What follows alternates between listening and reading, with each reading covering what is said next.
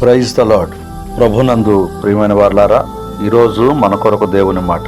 సమూయేలు మొదటి గ్రంథం 2వ అధ్యాయము 8వ వచనం. దరిద్రులను అధికారులతో కూర్చుండబెట్టుటకును మహిమగల సింహాసనమును స్వతంత్రింపజేయుటకును వారిని మంటిలో నుండి ఎత్తువాడు ఆయనే. ప్రభునందు ప్రియులారా, మన జీవితాల గురించి ఆలోచిస్తూ ఒక చిన్న ప్రశ్న. దేవుడు మనల్ని ఎక్కడి నుంచి లేవనెత్తాడు? మట్టిలో నుండి, పాపంలో నుండి, నిరుపయోగమైన స్థితిలో నుంచి మనల్ని ఆయన లేవనెత్తి నిలబెట్టాడు కదా. దేవుడు మనకిచ్చిన స్థానాన్ని పాపానికి వాడితే అది నిలబడదు.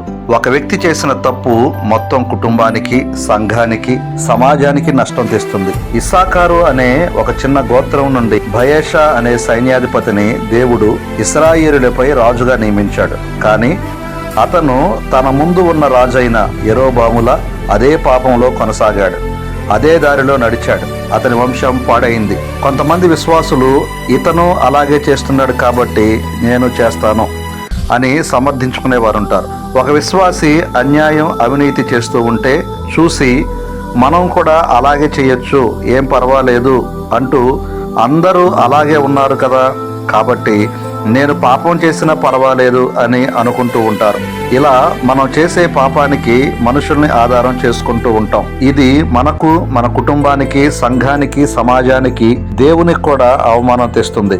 దేవుడు నిన్ను లేవనెత్తింది తన ప్రజలకు ఆశీర్వాదకరంగా ఉండటానికి, దేవునికి మహిమ తెచ్చే విధంగా ఉండటానికి. మనుషులను చూసి నడిచేవాడు పాపంలో పడిపోతాడు, క్రీస్తును చూసి నడిచేవాడు విజయంతో నిలుస్తాడు. బయేషా యెరోబామును చూసి పాపం చేశాడు. తన కుటుంబం, వంశం అంతా నాశనమైపోయింది. లేవనెత్తిన దేవుడే అతనిని కూల్చివేశాడు.